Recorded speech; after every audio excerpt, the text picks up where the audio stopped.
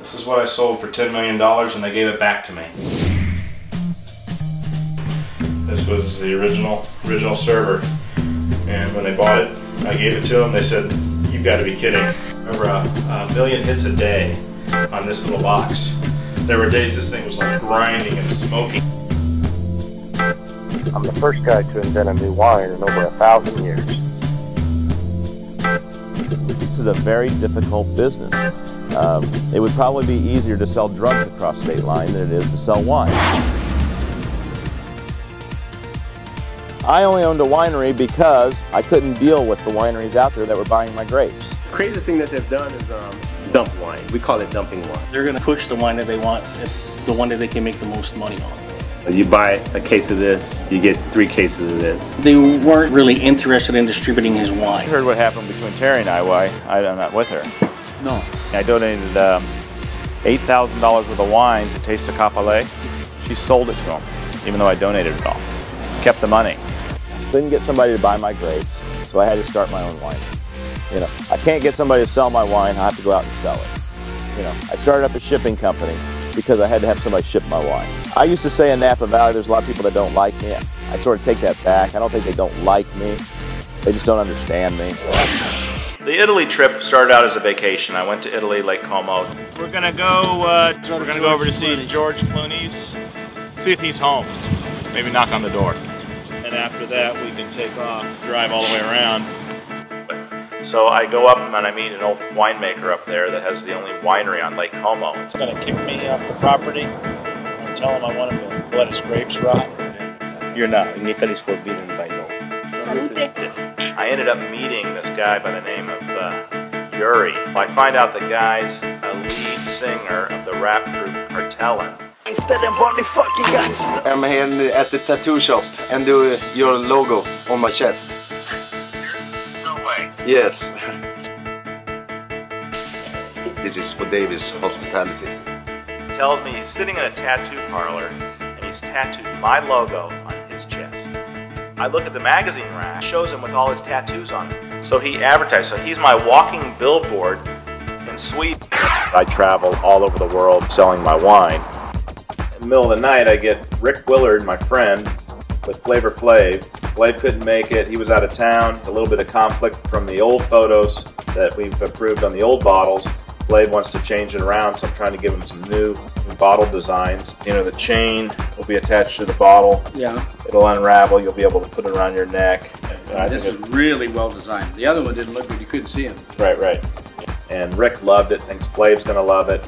In his words, By knowing that wine was poured for First Lady and that the Chinese Secretary of that is what drove them to actually want to purchase the entire amount of wine that he has remaining, and then go and purchase the next bottling session. They think it's luck. You know, they're just like, oh, he got lucky. He came up with the idea of wine.com. Oh, he got lucky. He started a Pinot winery when Sideways came out that year. Yeah, part of it's luck, but a lot of it's just hard work. What strikes me the most is that he's all hands-on. He sandblasts those bottles himself.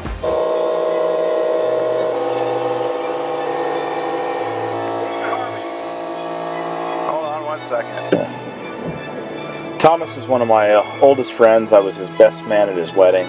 We've got a couple projects. Marilyn Monroe, the most famous Gemini who ever lived. His business went down. I sort of helped him out. I think this is a project we should do immediately. Marilyn's a super icon. These are unknown photographs. I try to help him out, but it seems to always cost me money. One small item of business left, Mr. Harvey. It contains the acetabulum, the hip bone of St. Felicitas, who died as a martyr. Well, what about putting a little sliver of this bone in each bottle? He's still looking for the end of the rainbow, the pot of gold. You wanted cult wine. There's your cult. Call it hip wine. I don't do things normally. It does get overwhelming, but I can sleep on the airplanes. Hawaii is my world of sales. I sell to most of the major resorts. When Dave comes out here, he pours wine for a lot of commercial events. Is a revenue generator, obviously, Sony Open and a lot of the restaurants in town. Those are the two people that I have to target when I'm selling my wine. Either one of them can blow me out of the water. If the wine buyer doesn't want to buy it, it's not going to be seen. The executive chef says I don't like it, it doesn't go with my food, then you're toast. So what do you guys think? No. Either one, they can be open there. Always a pleasure. Thanks a lot. Thank you. Thanks. I don't know what Frenchie told you. This is my boat. But hey, good to see you. You guys want a glass of wine? Of course. Way to go, Frenchie.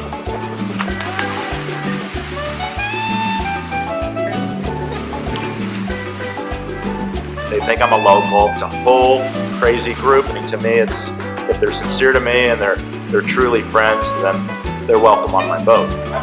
What do you mean she didn't end up in your house? Bullshit, she was in your room. She was in your house and she wanted to go into your bedroom. Oh, she never got into my house.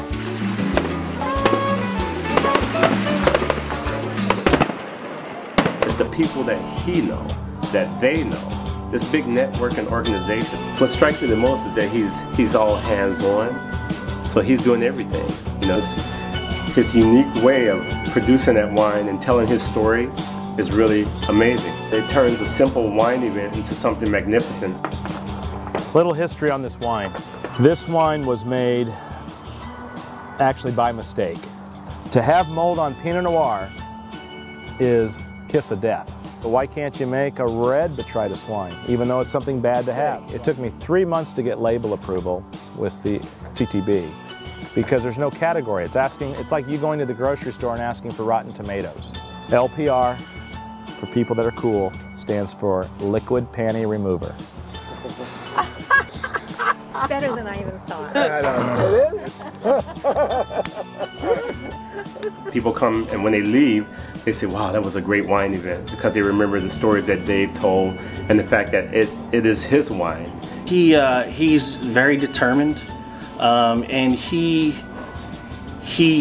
put a lot of time and effort into the state of Hawaii. I am a wine politician, and the reason I would say I'm a wine politician is whenever I bring my wine out, nobody wants to turn it down. So in that respect, I can be the life of the party if I'm bringing the alcohol. The party's going great. Look at all the people, look at all that stuff. We're having bigger parties than Chart House. And it's just little old Dave. Look at the fireworks. I paid for those too. You like the fireworks? I'm in Hawaii, I get a call from Thomas. He tells me he's got something that he wants to see me in LA. You got a business proposition for me, okay. Yeah. Is this a good one? Or how much is this gonna cost me? I end up having to get in a plane, private plane, fly down to Santa Monica Airport, renting a car, driving through I swear it's the worst part of LA, bums everywhere. I'm thinking, what's he setting me up for this time?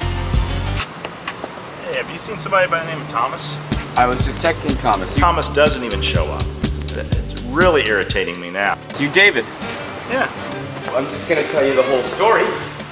I opened a medical marijuana dispensary here. I didn't know if I was going to be jumped or what. I thought, oh great, now I'm investing in marijuana. And we decided that we have to move. Thought a wine bar would be very well served for this community. You know what I'm talking about. I'm going to knock this wall out, knock that wall out, knock this wall out. Seeing that, my name on there, I mean, he sold me with PinotNV on the front of the building. Just something that I'm interested in. So this might be one where Thomas actually might have hit a home run here.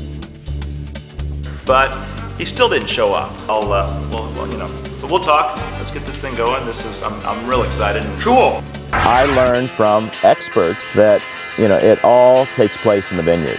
Robert Mondavi did tell me, own the grapes, not the winery. That was one reason why I ended up planting grapes. Even though I don't drink wine, the cash crop for Napa Valley is wine grapes.